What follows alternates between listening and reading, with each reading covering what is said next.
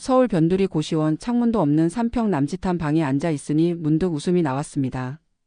78년을 살아오면서 이런 곳에 살게 될 줄은 정말 몰랐어요. 흔히들 말하죠. 나이 들면 자식들 품에 안겨 편안하게 여생을 보낸다고.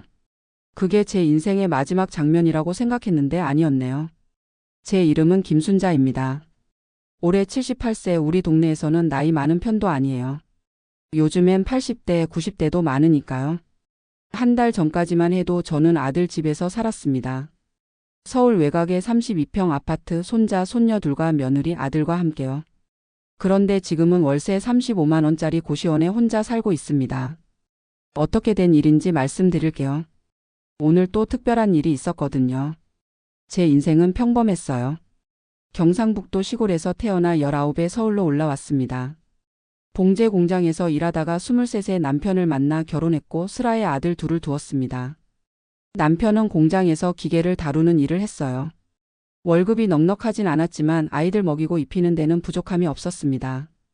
저도 아이들이 초등학교에 들어가고 나서는 다시 공장 일을 시작했어요. 우리 부부는 아이들 교육에 모든 것을 쏟아부었습니다. 둘 다 대학에 보냈고 큰아들은 회사원이 되었고 작은 아들은 공무원이 되었어요. 그때만 해도 얼마나 자랑스러웠는지 몰라요. 남편은 15해 전에 폐암으로 세상을 떠났습니다. 그때 저는 63세였어요. 남편이 물려준 건 월남 푼돈과 시골 농가 한 채뿐이었지만 국민연금이 월 54만 원 나왔고 작은 아들이 매달 생활비를 보태줬기 때문에 혼자 살아가는데 큰 어려움은 없었습니다. 그러다 5해 전 큰아들이 제안을 했어요. 어머니 혼자 사시기 외로우실 텐데 우리 집에서 같이 살면 어떠세요? 아이들도 봐주시고 저희도 어머니 챙겨드리고. 처음엔 망설였어요. 내 공간이 있어야 편할 것 같았거든요. 하지만 며느리도 진심으로 원하는 것 같았고 손주들을 더 자주 볼 수 있다는 생각에 결국 동의했습니다. 그렇게 시골집을 정리하고 아들 내 집으로 들어갔어요. 처음엔 좋았습니다. 손주들이 할머니 하고 뛰어 안기는 것도 좋았고 혼자 밥 먹지 않아도 된다는 것도 좋았어요. 하지만 시간이 지날수록 불편한 점이 하나둘씩 느껴지기 시작했습니다. 아들과 며느리는 둘 다 직장에 다녔기 때문에 집안일과 아이들 돌보는 것은 자연스럽게 제 몫이 되었어요. 처음엔 당연하다고 생각했습니다. 같이 살면서 도울 수 있는 일을 하는 건 당연하니까요. 점심도 챙겨 먹고 저녁도 해놓고 빨래도 개고. 집안일이 쉽진 않았지만 내가 할 수 있는 일이라 생각하며 열심히 했습니다. 문제는 시간이 지날수록 며느리의 요구사항이 늘어났다는 거예요. 처음엔 부탁이었던 것들이 나중엔 당연히 해야 할 일이 되었습니다. 어머니 오늘은 현수 학원 데려다 주세요. 어머니 내일은 제가 회식이 있어서 늦을 것 같아요. 아이들 저녁 잘 챙겨주세요. 어머니 제 옷들 좀 세탁해 주시겠어요? 제 나이가 70을 훌쩍 넘었다는 사실은 잊혀진 것 같았어요. 허리도 아프고 무릎도 아팠지만 말하기가 민망했습니다. 내가 무슨 일을 하겠다고 들어온 건데 이제 와서 못하겠다고 하면 배은망덕한 사람이 될 것 같았거든요. 그러던 어느 날 큰 변화가 찾아왔습니다. 아들이 퇴근 후 들어오더니 심각한 표정으로 말했어요. 어머니 얘기 좀 해야 할 것 같아요. 식탁에 마주 앉은 아들과 며느리의 표정이 좋지 않았습니다. 사실 회사에서 문제가 좀 생겼어요. 팀장 자리에서 평사원으로 내려앉게 됐습니다. 아들의 말에 가슴이 철렁 내려앉았어요. 월급도 많이 깎이고 게다가 집값도 자꾸 오르고 아이들 교육비도 많이 들어가서 좀 힘들어졌어요. 며느리가 말을 이었습니다.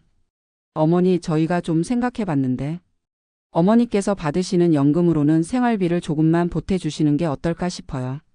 월 30만 원 정도면 될 것 같아요. 당시 제 연금은 54만 원이었고 작은 아들이 매달 20만 원을 보태주고 있었으니 총 74만 원의 수입이 있었습니다. 그중 30만 원을 내놓으라는 말이었어요. 처음엔 당연히 도와야 한다고 생각했습니다.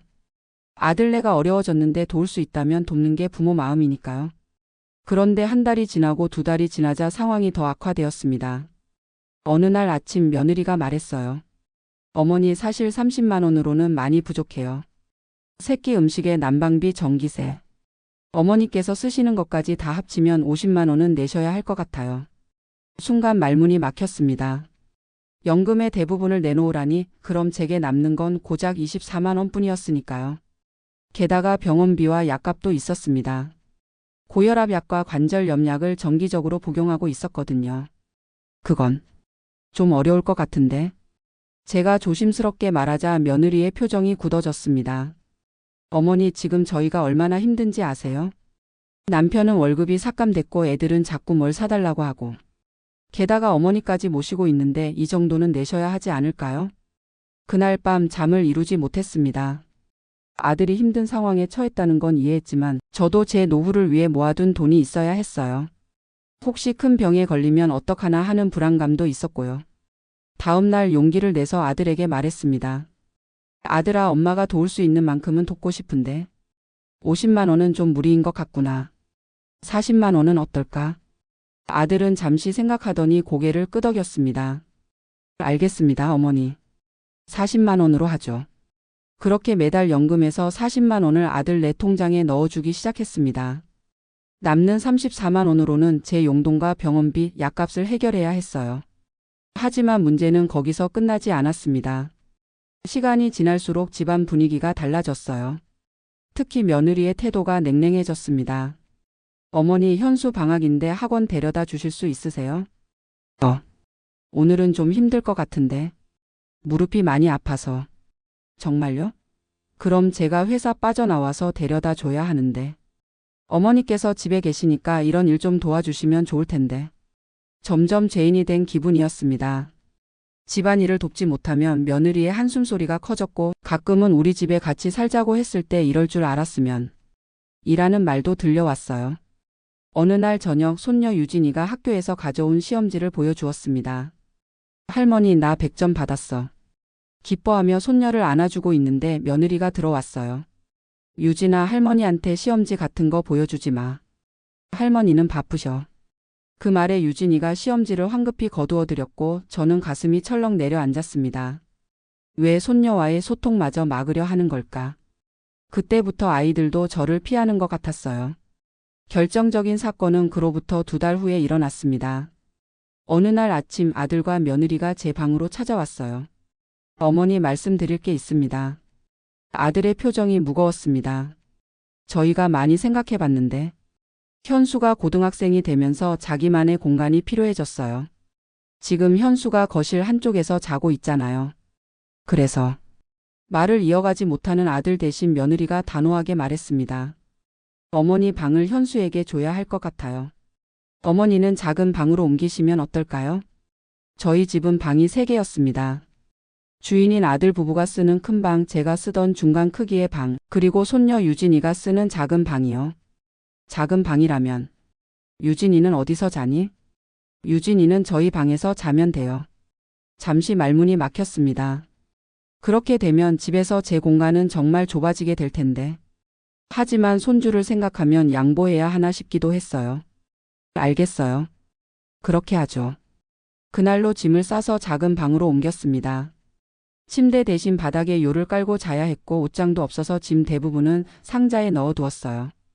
처음 며칠은 적응하기 힘들었지만 괜찮아질 거라고 스스로를 위로했습니다. 하지만 그것도 끝이 아니었어요. 2주 후 아들이 다시 찾아왔습니다. 어머니, 제가 정말 말하기 어려운데 회사에서 상황이 더 안 좋아졌어요. 이러다간 직장을 잃을지도 모르겠습니다. 가슴이 철렁했습니다. 그래서 저희가 생각해봤는데 어머니께서 다른 곳에서 지내시는 건 어떨까요? 작은 아들네 집이라든지. 순간 귀를 의심했습니다. 내가 지금 쫓겨나는 건가? 작은 아들네는 원룸이라 자리가 없을 텐데. 그러면 실버타운 같은 곳은 어떨까요?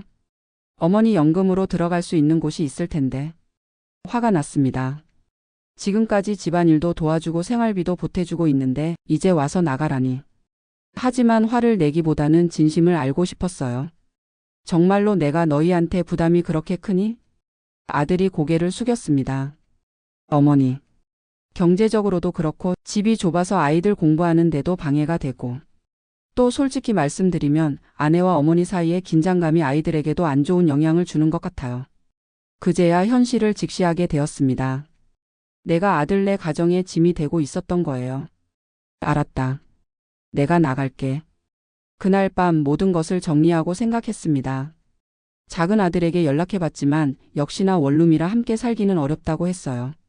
그렇다고 제 연금으로는 실버타운은 꿈도 꿀 수 없었습니다. 결국 찾은 곳이 고시원이었어요. 보증금 몇십만 원에 월세 35만 원. 창문도 없는 좁은 방이었지만 그래도 제 공간이라는 생각에 마음을 다잡았습니다.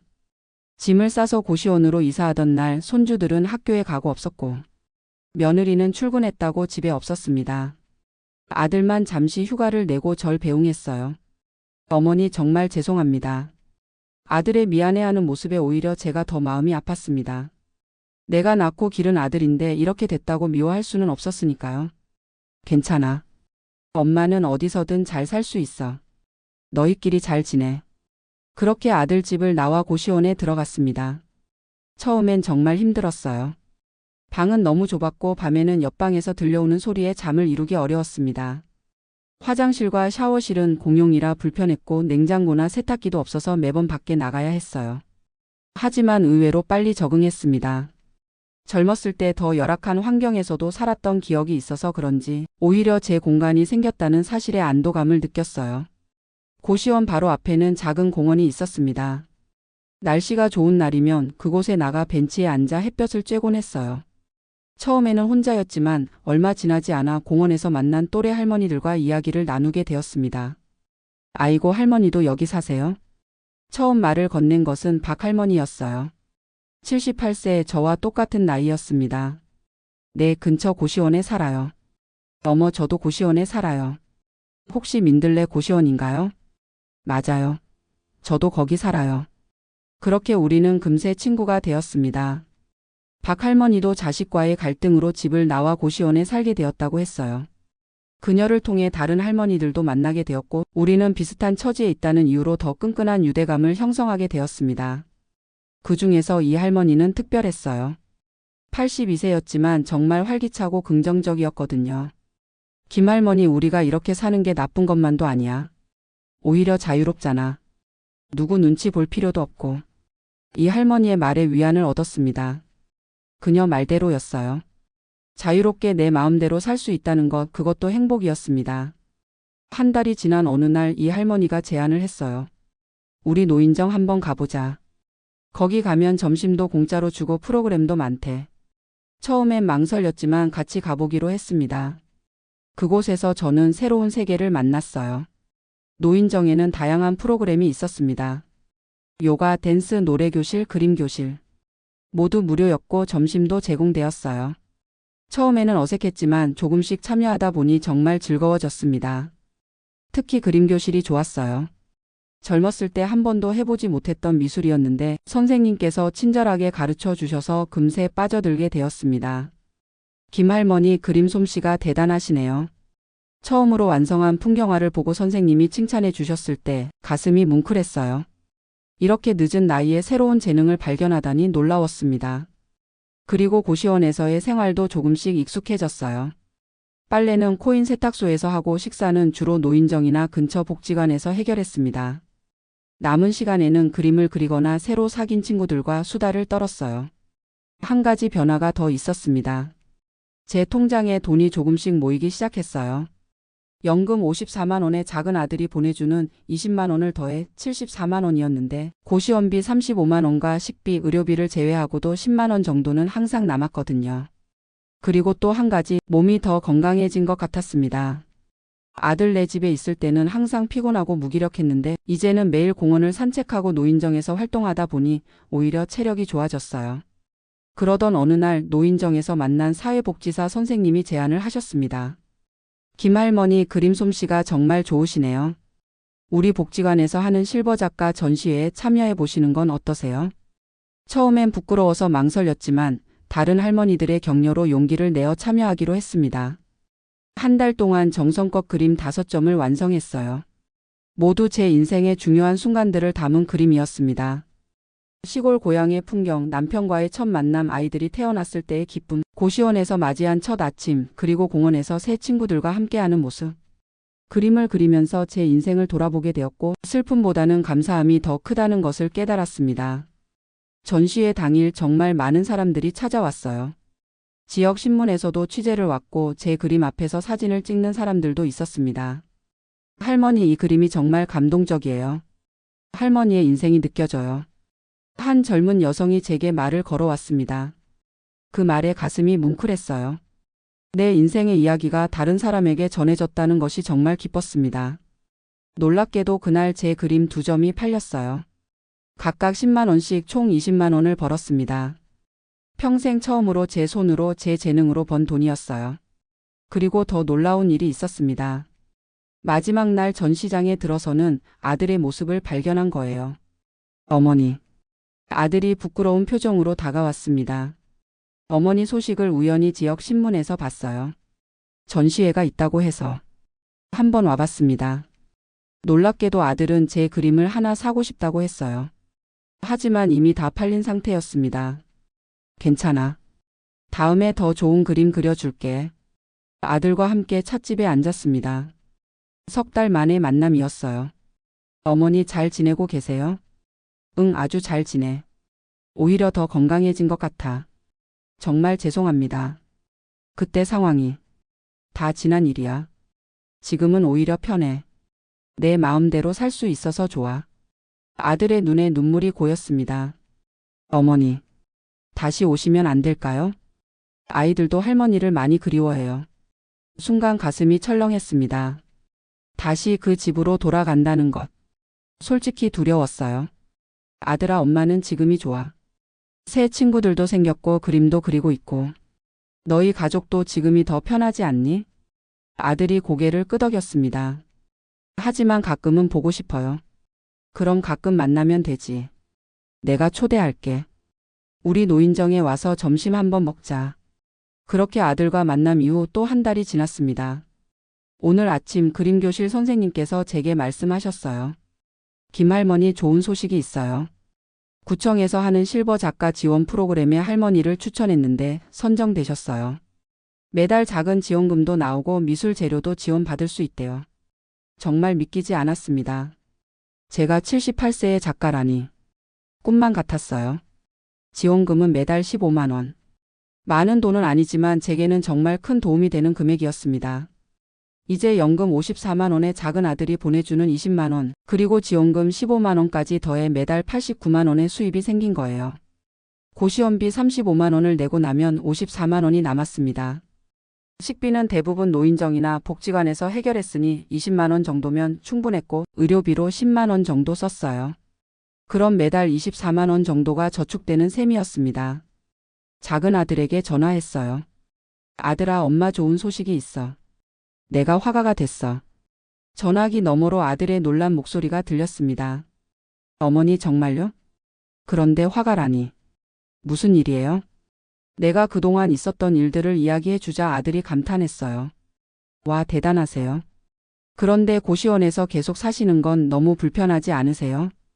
아까 말씀하신 이 할머니랑 같이 조그만 집 구해서 사는 건 어떠세요? 이 할머니와의 동거. 생각해 보지 않은 제안이었습니다. 하지만 이상하게도 마음에 들었어요. 그것도 좋은 생각인 것 같다. 한번 이 할머니랑 얘기해 볼게.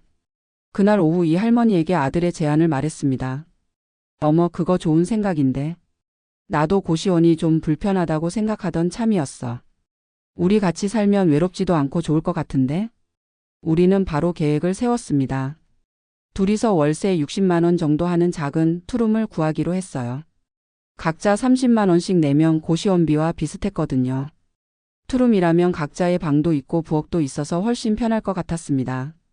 일주일 후 우리는 근처에서 좋은 집을 찾았어요. 월세 65만 원에 보증금 500만 원짜리 작은 투룸이었습니다. 제 적금 300만 원과 이 할머니의 저축 200만 원을 합쳐 보증금을 마련했어요. 이사하는 날 아들이 도와주겠다고 왔습니다. 큰아들이요. 함께 온 손주들이 저를 보자마자 뛰어와 안겼어요. 할머니, 보고 싶었어요. 마음이 따뜻해졌습니다. 비록 함께 살지는 못하지만 이렇게 가끔 만날 수 있다는 것만으로도 행복했어요. 새 집으로 이사하고 나니 정말 천국 같았습니다. 고시원보다 훨씬 넓었고 창문도 있어서 햇빛이 들어왔어요. 부엌이 있어 간단한 요리도 할 수 있었고 화장실도 공용이 아닌 우리만의 공간이었습니다. 이 할머니와 저는 완벽한 룸메이트가 되었어요. 성격도 잘 맞았고 취향도 비슷했습니다. 아침에 일어나면 같이 공원을 산책하고 노인정에 가서 프로그램에 참여한 후 집에 돌아와 저녁을 함께 먹었어요. 집에서는 각자 자기 방에서 시간을 보내다가 TV 볼 시간이 되면 거실에 모여 드라마를 함께 봤습니다. 이렇게 혼자가 아닌 둘이서 생활하니 외롭지도 않고 정말 좋았어요. 그리고 그림 그리는 것도 계속했습니다. 이제는 작은 방 한쪽에 제 그림 공간이 생겼어요. 이 할머니도 제가 그림 그리는 것을 보더니 관심을 보였고 저도 그녀에게 배운 것들을 알려주면서 함께 그림을 그리게 되었습니다. 매달 구청에서 나오는 지원금 15만 원과 미술 재료비 덕분에 더 좋은 물감과 캔버스를 살 수 있었어요. 그림 실력도 점점 늘어서 이제는 동네 카페에서 작은 전시도 하게 되었습니다. 그러던 어느 날 제 그림을 구매했던 젊은 여성이 다시 찾아왔습니다. 할머니, 제가 미술 관련 일을 하고 있는데 할머니 그림이 정말 특별해요. 순수하면서도 깊은 감성이 느껴져서요. 혹시 더 많은 작품을 그려주실 수 있을까요? 제가 아는 갤러리에서 할머니 개인전을 열어드리고 싶어요. 개인전이라니. 꿈만 같았습니다. 제가 이런 기회를 받게 될 줄은 상상도 못했어요. 정말인가요? 내가 그런 기회를 가질 수 있을까요? 네, 할머니.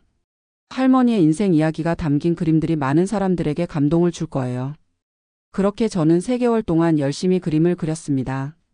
제 인생의 여정을 담은 그림 20점을 완성했어요.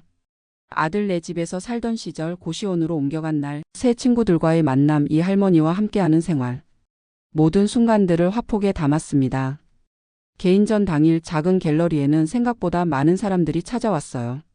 지역 신문뿐만 아니라 중앙일간지에서도 취재를 왔고 심지어 작은 TV 프로그램에서도 촬영을 왔습니다. 78세의 화가 인생을 시작한 김순자 할머니의 이야기라는 제목으로 제 이야기가 방송된다고 했어요. 아들 가족들도 모두 왔습니다. 큰아들 내외와 손주들 그리고 작은 아들까지. 아들들의 얼굴에는 자랑스러움이 가득했어요. 어머니 정말 대단하세요. 저희가 미처 몰랐던 어머니의 재능이. 큰아들이 미안한 듯 말했습니다. 괜찮아. 나도 몰랐던 걸. 이제 알게 된 것만도 감사해. 그날 제 그림 대부분이 팔렸어요. 작품당 30만 원에서 50만 원씩 총 700만 원이라는 큰 돈을 벌었습니다. 평생 처음으로 이렇게 큰 돈을 한꺼번에 번 것이었어요. 갤러리 측에서는 6개월 후에 2번째 전시회를 열자고 제안했고 저는 기쁘게 수락했습니다. 그날 밤 이 할머니와 함께 소박한 파티를 열었어요. 작은 아들도 함께 했죠. 어머니 정말 자랑스러워요. 이렇게 새로운 인생을 시작하시다니. 잠시 침묵 후 작은 아들이 조심스럽게 물었습니다. 그런데 형님네 집에서 나오신 것 후회는 없으세요? 깊이 생각해 봤습니다. 정말 후회가 없을까? 아니, 후회는 없어. 오히려 고맙게 생각해. 그 일이 없었다면 지금의 나는 없었을 테니까. 정말 그랬습니다. 처음에는 상처받고 서러웠지만 지금 돌이켜보면 그 사건이 제 인생의 전환점이 되었어요. 아마 계속 아들 내 집에 있었다면 그저 늙어가기만 했을 거야. 하지만 지금은 매일이 새롭고 기대돼. 내일은 또 어떤 그림을 그릴까, 어떤 사람들을 만날까. 이런 생각을 하면서 살게 됐으니까. 작은 아들의 눈에 눈물이 고였습니다. 어머니. 아들아, 인생은 참 알 수 없는 것 같아. 나이가 들어서도 이렇게 새로운 시작이 있을 줄 누가 알았겠니? 그러니 너도 어려운 일이 있더라도 너무 낙심하지 마. 그게 또 다른 기회가 될지 모르니까. 그로부터 1년이 지난 지금 저는 3번째 개인전을 준비하고 있습니다. 이제는 동네 노인정에서 그림 선생님도 하고 있어요. 저처럼 늦은 나이에 그림을 시작한 할머니, 할아버지들이 많아졌거든요. 얼마 전에는 작은 적금도 들었습니다. 매달 30만 원씩 3년 만기로요. 그림 판매 수익과 지원금, 강사료까지 더해져서 이제는 경제적으로도 안정된 생활을 할 수 있게 되었어요. 큰아들 가족과도 관계가 회복되었습니다. 매주 일요일이면 그들이 저희 집에 와서 함께 식사를 해요. 며느리의 태도도 많이 달라졌습니다. 어머니 요즘 건강해 보이세요. 혹시 특별한 비결이라도 있으세요? 글쎄, 매일 좋아하는 일을 하는 게 비결 아닐까? 나이가 들어도 설레는 일이 있다는 건 정말 큰 행복이야. 며느리의 눈빛이 달라진 것을 느꼈습니다. 예전에는 저를 부담스러워했다면 이제는 존중하는 마음이 느껴졌어요. 그리고 얼마 전 특별한 제안을 받았습니다. 구청에서 시니어 문화 프로그램 자문위원으로 활동해 달라는 거예요. 제 경험을 바탕으로 다른 노인들을 위한 프로그램을 기획하는 일을 돕는 겁니다. 김 할머니께서 보여주신 변화는 많은 어르신들에게 희망이 됩니다. 그 경험을 나눠주세요. 처음 들었을 때는 부담스러웠지만 제 이야기가 다른 분들에게 도움이 된다면 의미 있는 일이라고 생각했습니다. 그렇게 시작된 제2의 인생 찾기 프로그램은 큰 호응을 얻었어요. 저처럼 늦은 나이에 새로운 취미나 재능을 발견하고 제2의 인생을 시작하는 어르신들이 많아졌습니다. 이 할머니는 이제 뜨개질 강사가 되었어요. 평생 취미로만 하던 뜨개질이 이제는 그녀의 직업이 된 거죠. 그녀가 만든 작품들은 동네 장터에서 인기 상품이 되었고 요즘은 젊은 사람들에게 뜨개질을 가르치는 강좌도 열고 있습니다. 박 할머니는 반찬 만들기의 달인이 되었어요. 복지관에서 요리 수업을 시작했고 지금은 작은 반찬 가게까지 열게 되었습니다. 박 할머니표 총각김치는 동네에서 유명해졌어요. 우리 모두 인생의 황혼기에 새로운 시작을 맞이한 것입니다. 오늘은 특별한 날이에요. 제 79번째 생일이자 그림을 시작한 지 1주년이 되는 날입니다. 아들들과 손주들 그리고 새로운 친구들이 모두 모여 축하해 주었어요. 생일 케이크 앞에서 소원을 빌 때 제 마음은 이미 감사함으로 가득 차 있었습니다. 앞으로도 건강하게 그리고 설레는 마음으로 매일을 살아갈 수 있기를 촛불을 불며 생각했어요. 1년 전에 저는 절망에 빠져 있었는데 이제는 매일이 기대되는 새로운 삶을 살고 있습니다. 저는 이제 아들 네 집에서 쫓겨난 것이 제 인생 최대의 행운이었다고 생각해요. 그 아픔이 없었다면 지금의 행복도 없었을 테니까요. 이제 저는 모든 어르신들에게 말하고 싶습니다. 인생은 언제라도 다시 시작할 수 있어요. 78세에 새 출발한 제가 그 증거입니다. 용기를 내세요. 당신 안에 숨겨진 재능과 꿈이 당신을 기다리고 있으니까요. 세상에 외롭고 힘든 어르신들 그리고 자식의 냉대로 상처받은 부모님들에게 제 이야기가 작은 위로가 되었으면 좋겠습니다. 절망의 순간이 인생 최고의 전환점이 될 수도 있다는 것을 그리고 늦은 나이라도 새로운 시작은 언제나 가능하다는 것을 오늘도 저는 행복합니다.